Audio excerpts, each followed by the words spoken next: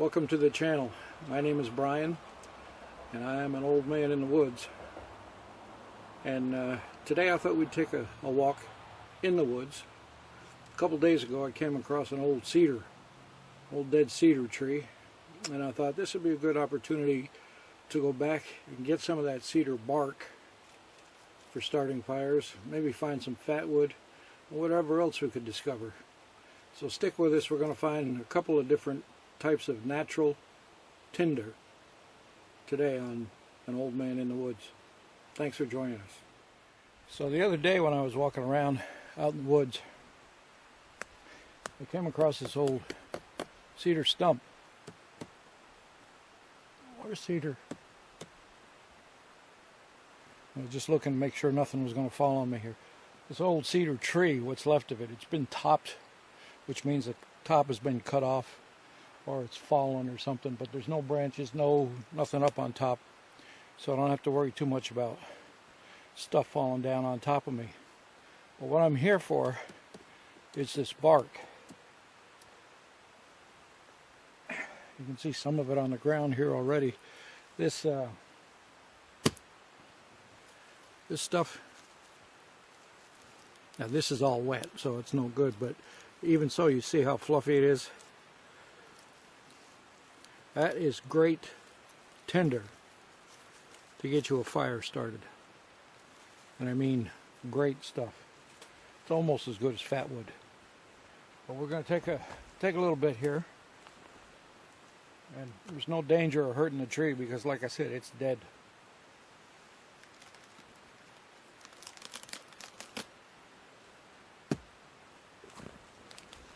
This stuff, see this? Nice and dry. You can hear it. Nice and dry. That will go up like gasoline just about. Now, sometimes the problem with this stuff, if it's got a little bit of moisture in it, it'll start and then it'll smoke and then it'll go out. And then you got to do it all over again. So sometimes adding this to something else like fat wood or some of your cotton balls that are soaked in Vaseline, that will help this. I want to get you see how paper thin this is? Can you see how thin that is?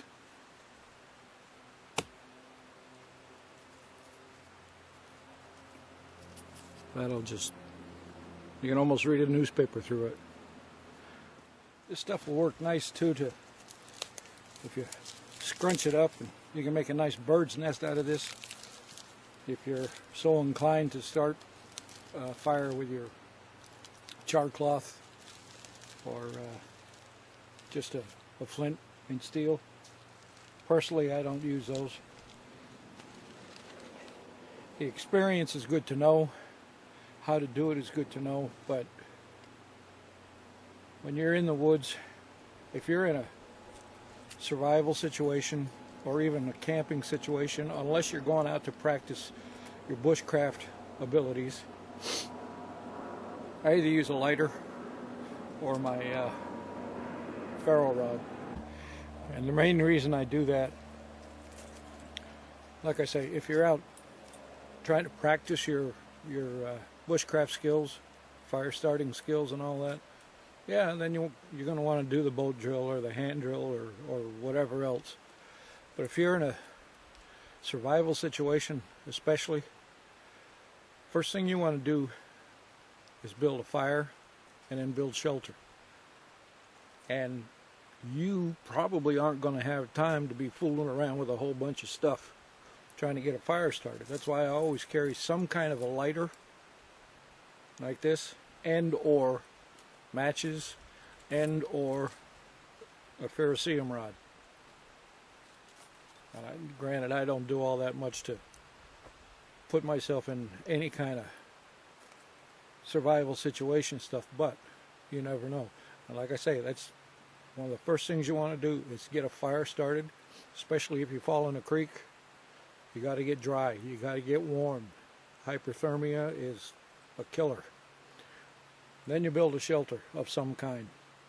And usually You know, if you're out walking in the woods like this, you should have some kind of, at least one of those Mylar emergency blankets that you can build a shelter with. You get under there with a nice little fire going, you're going to be fine. Then you got to start looking for food or figure out where you are and how you get out of there. But this stuff, if you find a cedar tree or a birch tree, we don't have any birch trees around here, and I love birch bark to start a fire, but cedar or fat wood from pine trees, you won't have any problem getting a fire started. And if you do, you shouldn't be in the woods anyway. Speaking of fat wood, let's see if we can go find some here. Added to our little bundle.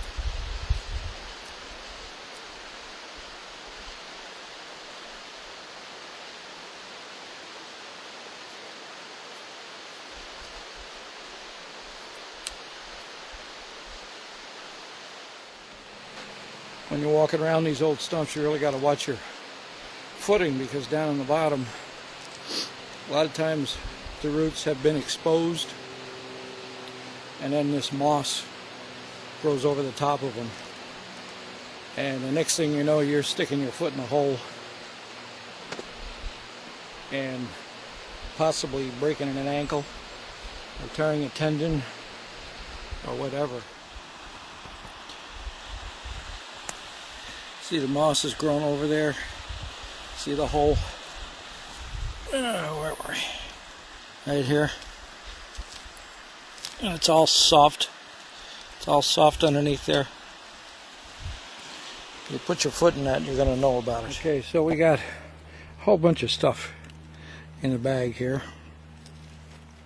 We got what we hope might be some fat wood in there. This is not fat wood. You're not going to have to work to get to it. Same with this one here. This is some dead algae that grows on the trees up here. This is good for starting a fire too. And then of course what we went out there for was the cedar bark. So it's kind of windy right here, but I want to try and get a fire started with each one of these things. It doesn't have to be a big fire. I just want to show you how easy it is to get a fire rolling with them. We'll take some of this stuff first. Break up the fibers in it.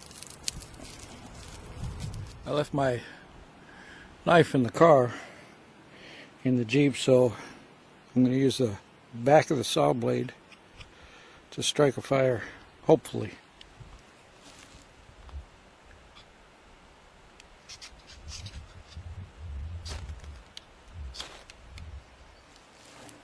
And there you go.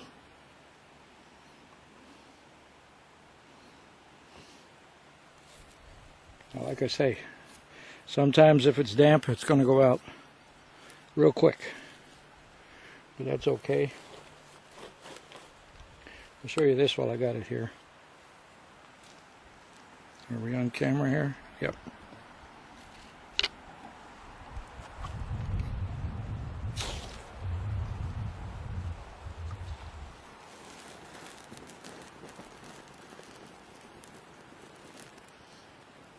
off and running.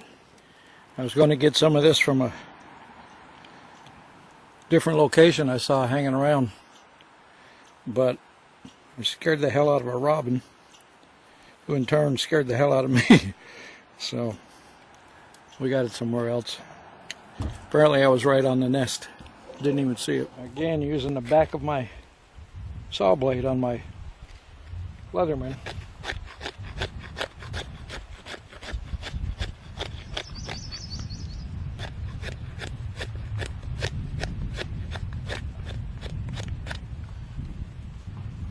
I don't think this is going to work. I don't think the wind's blowing it around too much.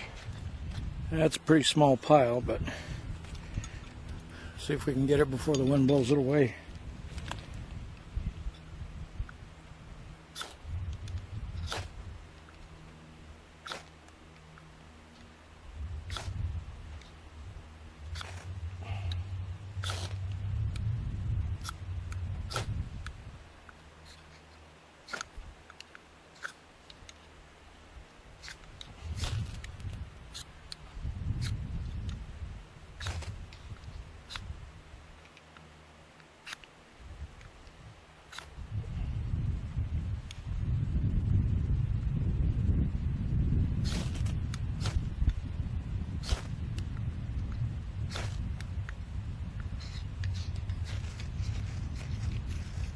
There we go.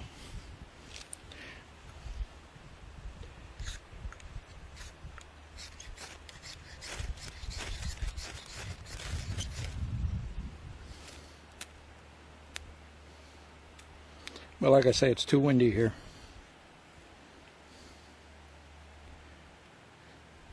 So anyway, there are 3 natural fire starting materials that you can find pretty much in the woods, almost anywhere. You can find them in the trees, in the stumps, on the trees, pretty much anywhere. You just got to know what to look for and know what's in your area. Like I say, one of my favorite tinders is birch bark, but around here there ain't any birch bark. No birch trees. So I like the cedar. I like the moss. Looks like kind of like a Spanish moss hanging from the trees. I like that. And then of course you got your Vaseline soaked cotton balls.